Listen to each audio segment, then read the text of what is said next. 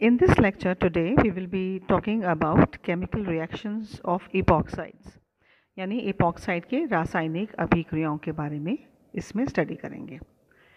epoxide अणुओं में 3 सदस्यीय वलय उच्च तनाव के कारण नाभिक स्नेही अभिकर्मकों के प्रति उच्च क्रियाशील होती है और वलय सुगमता से खुल जाती है। That is there is a high strain, क्योंकि यहाँ पर जब हम स्ट्रक्चर में देखते हैं देयर आर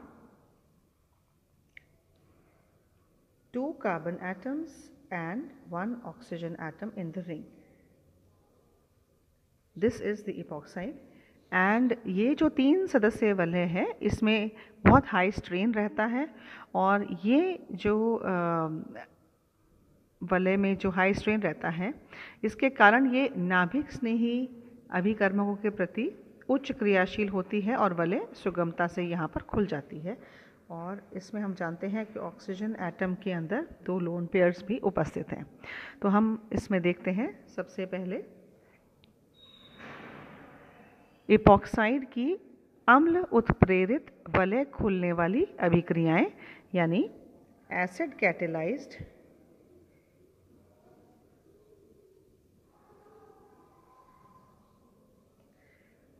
ring opening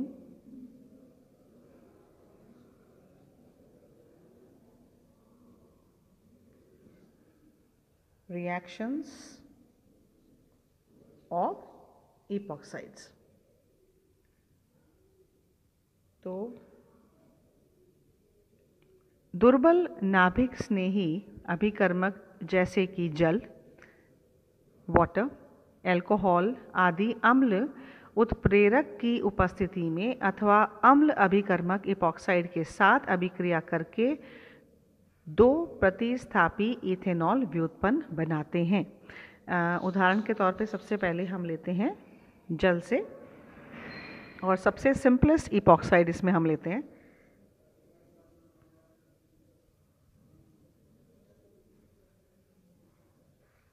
इसकी जल से अभिक्रिया और ये अम्ल की उपस्थिति में तो जो हमें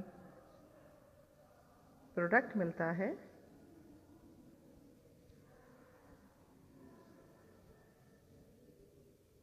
वो इथाइलिन ग्लाइकॉल मिलता है।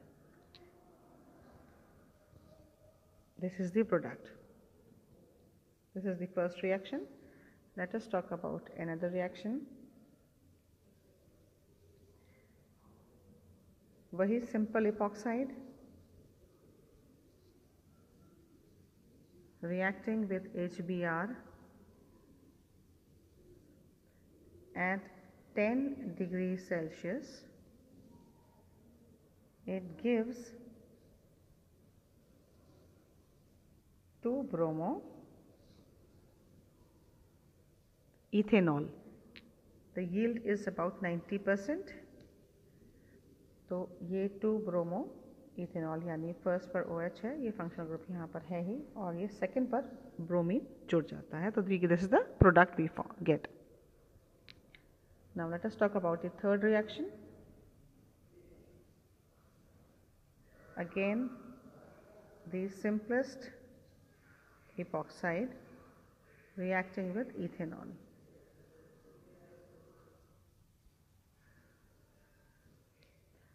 And the reaction takes place in the presence of an acid H2SO4 and around 25 degrees Celsius.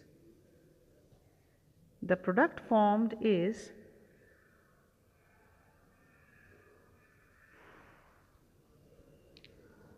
ये OH, इसमें तो यहाँ पर ये H जुड़ ही जाएगा इसमें।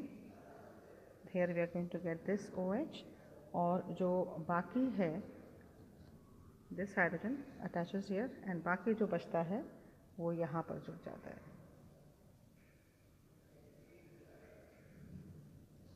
सो the name of the product is, this is first carbon, this is second carbon. So second पर प्रेजेंट है ethoxy. So this is two ethoxy ethanol and the yield is around 85%।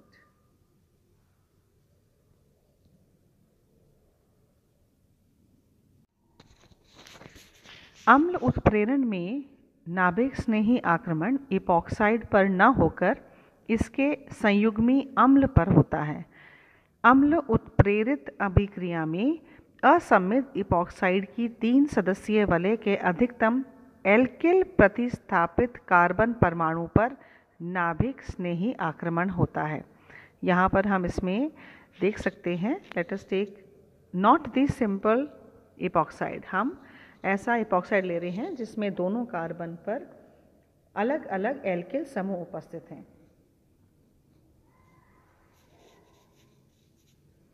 इसमें है 2 मेथिल ग्रुप और इस side पे है एक hydrogen और एक मेथिल समूह। तो यहाँ हम ले रहे हैं 2,2,3 ट्राईमेथिल ऑक्सीरेन और इसकी अभिक्रिया हम करवाते हैं मीथेनॉल से।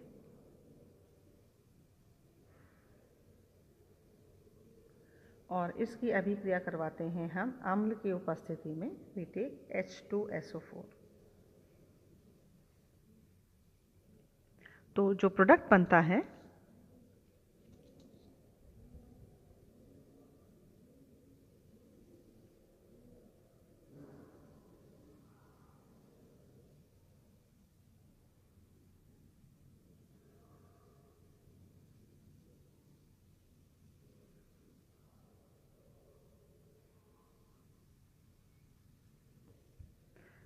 यहाँ पर जो प्रोडक्ट हमें मिल रहा है वो मिलता है 3-methoxy 3-methyl 2-butanol। This is around 76%। तो हम यहाँ देख सकते हैं कि जो OCH3 यहाँ पर जुड़ा है, यहाँ पे जो OCH3 जुड़ा है वो इस वाले कार्बन पर जुड़ा है और ये ब्रेकिंग हुई है और H यहाँ पर इस पर जुड़ गया। सो दिस इज, यहाँ से ये CH3, ये वाला CH3 है, this carbon, it's this carbon, then OH formed is this OH formed, और यहाँ पर ये जो OCH3 है यानी H की जो इसकी ब्रेकिंग हुई है तो OCH3 यहाँ पर जुड़ा है, राइट, एंड ये यहाँ पे L के समूह। यानी हम ये कह सकते हैं कि इसमें जो ऐसा कार्बन परमाणु जिसमें अधिकतम एल्किल प्रतिस्थापित हैं उस पर नाभिक स्नेही आक्रमण होता है। Now let us take another example.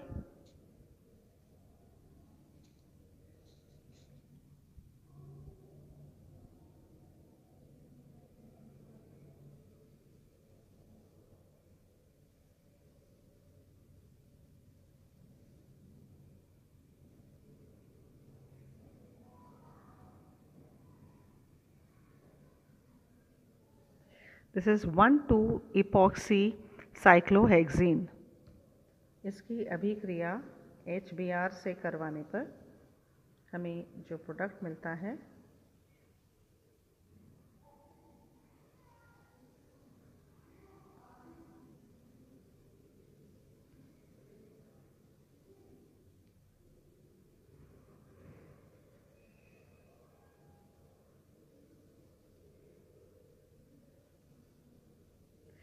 This is ये है विपक्ष 2-bromocyclohexanol। It is you can see it's in trans. जो हाइड्रोजन है बिल्कुल ऑपोजिट है, एक अगर ये हाइड्रोजन ऊपर की साइड में है तो ये वाला जो हाइड्रोजन है वो नीचे की साइड में है। सो दिस इज एन ऑपोजिट बन रहा है, बिल्कुल ऑपोजिट हैं एक दूसरे के दोनों hydrogen atoms. Now let us take one more example.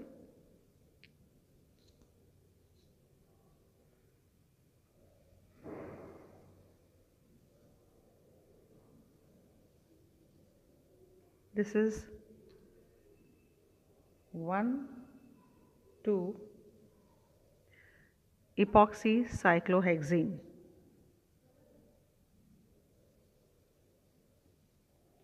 1,2-epoxy cyclohexene, इसका रिएक्शन हम करवाते हैं वाटर से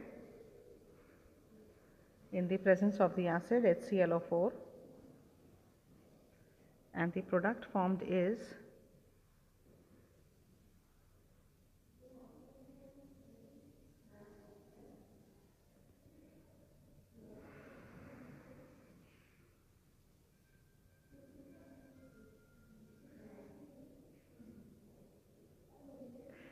this is trans 1,2-cyclohexane diol. यहाँ पे जो ऑल हैं OH ग्रुप्स जो हैं, इधर there is OH here, this one is OH, तो ये OH और ये जो OH हैं बिल्कुल ऑपोजिट डायरेक्शन में हैं. So next we will be studying about its mechanism, that how this reaction is taking place. Let's talk about the mechanism, यानी क्रियाविधि.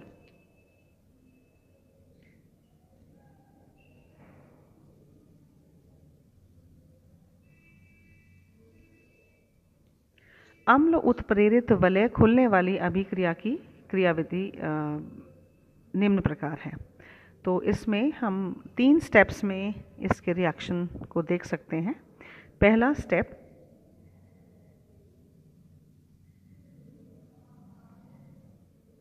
पहले जो ये इपॉक्साइड है, just take it this way, there are 2 oxygen atoms here on this oxygen. That I am taking an example of ethylene oxide, and let us take hydronium ion से reaction हो रहा है. तो इसमें हम ले रहे हैं इपॉक्साइड के ऑक्सीजन परमाणु पर अम्ल से प्रोटॉन के स्थानांतरण पर ऑक्सोनियम आयन यानी इपॉक्साइड का संयुग्मी अम्ल बनता है. वो हम देख सकते हैं. इसमें जो वाटर यदि है तो it forms a hydronium ion,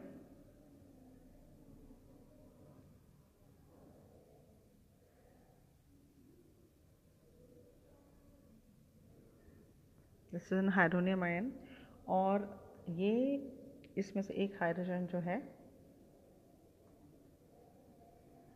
वो अपना इलेक्ट्रॉन यहाँ दे जाता है, और this forms a bond with this hydrogen. This lone pair की बॉन्डिंग यहाँ पर इस हाइड्रोजन से हो जाती है और ये अपना इलेक्ट्रॉन यहाँ छोड़ जाता है. तो हमें मिलता है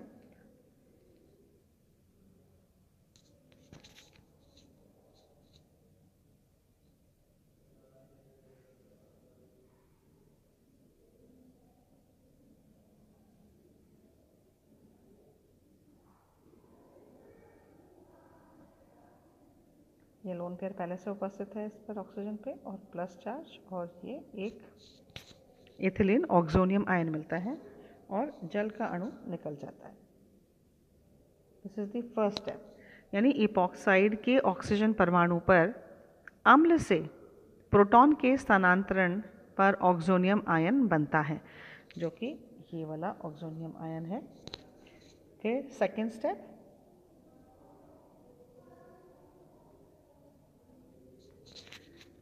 इस स्टेप पहले वाले स्टेप में जो प्राप्त ऑक्सोनियम आयन के कार्बन परमाणु पर नाभिक स्नेही यहाँ जल का आक्रमण होता है और वलय का कार्बन ऑक्सीजन बंध टूट जाता है, जिससे वलय खुल जाती है. तो पहले हम लेते हैं इसका एथिलीन ऑक्सोनियम आयन,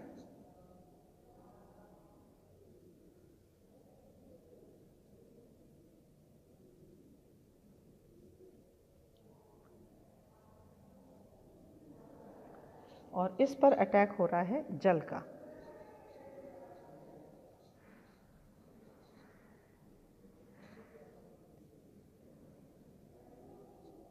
और ये बॉन्ड को इधर मूवमेंट हो जाता है और हम एक यहाँ पर एडिटिव प्रोडक्ट देख सकते हैं.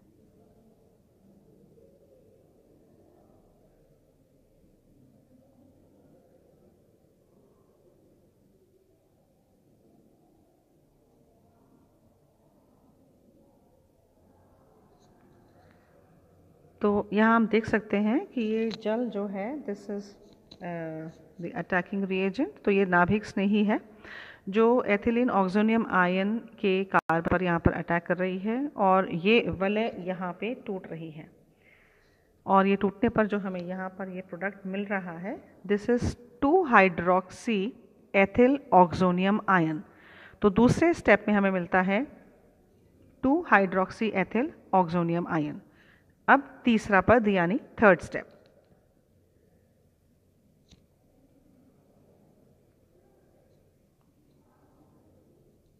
तीसरे पद में प्राप्त 2 हाइड्रोक्सी एथिल ऑक्सोनियम आयन यानी 2 हाइड्रोक्सी एथिल ऑक्सोनियम आयन जल को प्रोटॉन स्थानांतरित करके अम्ल उत्प्रेरक को पुनः उत्पन्न कर देता है। तो इसमें जो प्रोडक्ट बनता है सेकंड स्टेप में, वो हमने देखा ही है अभी।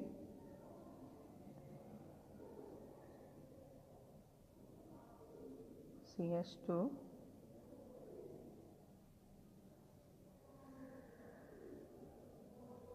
2 लोन पेयर ऑक्सीजन पे, और जो जल का अणु है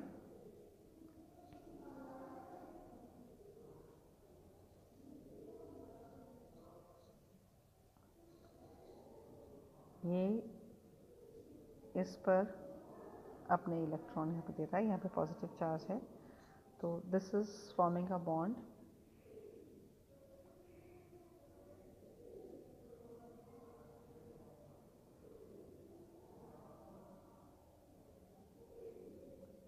and we will get this hydronium ion again. जो इसमें हमने स्टार्टिंग में जो हाइड्रोनियम आयन लिया था ये फिर से मिल जाता है, और हमें जो मेन प्रोडक्ट मिलता है वो है 1,2-ईथेन डाइऑल। तो एक्चुअली ये इसकी बॉन्डिंग इधर है और ये यहाँ से, तो वी गेट CH2 तो है ही, इधर OH और इधर OH जुड़ जाएगा, and we will get ethylene diol और 1,2-ईथेन डाइऑल।